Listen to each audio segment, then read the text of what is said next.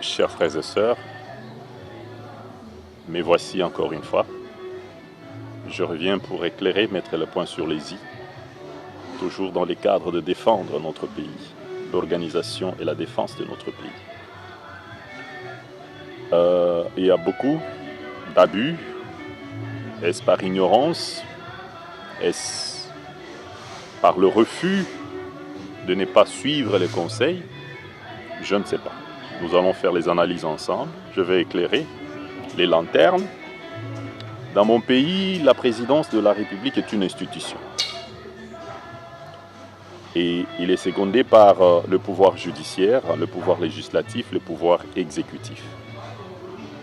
Donc, le président de la République, c'est un poste d'une grande importance. Les législateurs congolais ont voulu que le président de la République, dans le pouvoir judiciaire, soit appelé le premier magistrat. Dans le pouvoir législatif, il est aussi législateur parce qu'il peut faire des propositions de loi. Dans le pouvoir exécutif, il est le chef du gouvernement. Vous voyez un peu que la personne du chef de l'État, il a un pouvoir très étendu. Dans les pouvoirs judiciaires, il intervient dans le pouvoir judiciaire par voie d'amnistie. Il peut intervenir dans la justice. Dans l'armée de notre pays, le chef de l'État, il est le commandant suprême. Vous comprenez ce que ça veut dire, être commandant suprême. Et d'ailleurs, dans la Constitution, on veut que la personne du chef de l'État soit les symboles de l'unité nationale. Voilà pourquoi quand notre chef de l'État arrive dans un pays, les Congolais habitant ces pays-là viennent l'accueillir. Parce qu'à travers lui, ils voient l'unité nationale. Donc le président de la République, ce n'est pas n'importe qui. La personne qui porte la casquette du chef de l'État, il n'est pas à lui-même, il ne peut pas s'autogérer, il n'a pas d'âme à lui personnelle. C'est quelqu'un qu'on doit surveiller, c'est quelqu'un qu'on doit conseiller, c'est quelqu'un qui ne peut pas faire n'importe quelle déclaration. Parce qu'il engage, sa personne engage tout un État. Et ça, c'est le législateur qui a voulu que les présidents de la République dans notre pays, que ça ne soit pas quelqu'un qui trébuche dans les langages, qu'on reproche, ça doit être un honorable, ça doit être quelqu'un qui se distingue d'abord par sa personne. Donc ce n'est pas monsieur tout le monde. C'est ainsi que si j'interviens, c'est parce qu'il y a beaucoup de propos, donc par peut-être manque d'organisation à la présidence. Les conseillers ne font pas leur travail. Les propos que nous reprochons à la personne du chef de l'État, lui qui doit donner les symboles de l'unité nationale, nous lui reprochons de langage ségrégationniste. Les propos du genre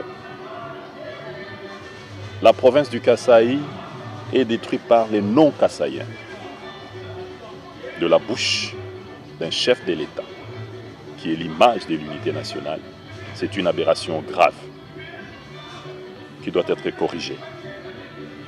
L'État n'existe pas. Ça frêle, c'est presque là une trahison. Passez-moi l'expression, je n'ai pas d'autres expressions. Un chef qui est la cohésion, un chef qui est le commandant suprême de l'armée. Quand tout, dans un pays où il y a la guerre comme chez nous, un président, vous ne pouvez pas laisser, vous les conseillers en communication de la présidence, vous ne pouvez pas laisser les chefs de l'État parler de cette manière-là. C'est démotiver même les militaires qui sont au front. S'ils sont au front, ils défendent quoi? Ils défendent l'État. Militaire na biso bazali na est de la République bazali ko défendre mboka na biso. sikoyo soki yo oyo ozali mokonzi na bango numéro 1 olobi ete mboka ekufa eza lisusu te oyo mampinga oyo alati sukutu alati munduki azali kokende kobondela mboka yo moko numéro 1 yo oyo il faut motiver bango otinda bango ba défendre mboka oza koloba ndenge wana eza erreur grave. Messieurs le Conseil des communications de la présidence, prenez votre charge à mes conseillers les chefs de l'État. Le chef de l'État n'est pas monsieur tout le monde. Même s'il a ses égarements, insister, il doit se soumettre à la fonction du chef de l'État. Il doit se soumettre à la fonction. Il ne peut pas parler comme n'importe qui. Non.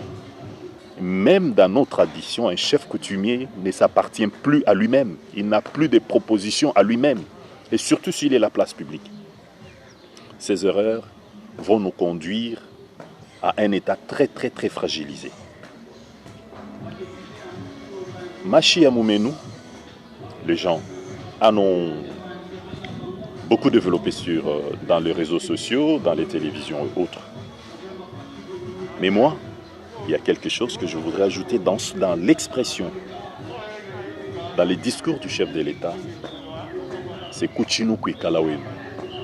Kuchinu Kwikalawenu, je parle la langue Tchoulouba. Kuchinu Kwikalawenu, ce n'est pas une expression appropriée pour un chef de l'État. Et puis sur la place publique. Vous avez offensé plus d'un Congolais, Monsieur le Président de la République. Et moi je pense, suivez les conseils si vous avez des conseillers. Si vous n'en avez pas, changez toute votre équipe parce qu'ils vous accompagnent jusque dans le mur. Ils ne font pas leur travail. Ils doivent vous dire qu'un chef de l'État ne s'appartient plus. Il n'a pas de proposition à lui. Notre Constitution veut que la personne du chef de l'État soit le symbole de l'unité. Donc un langage ségrégationniste n'est pas permis. Les législateurs congolais n'ont pas prévu ça dans la bouche d'un chef de l'État. Et ça, c'est ma participation, ma contribution. Messieurs le ministre de la Communication, messieurs les conseillers en communication de la présidence, prenez-vous en charge, aidez les chefs de l'État, pour une fois, qu'il joue son rôle pleinement. Il faut le lui lire, lui parler. Un conseiller donne les conseils au chef, et le chef doit écouter son conseiller. Si toi, conseiller, les chefs ne t'écoutent pas, tu n'as pas ta place. Quitte, démissionne. Merci.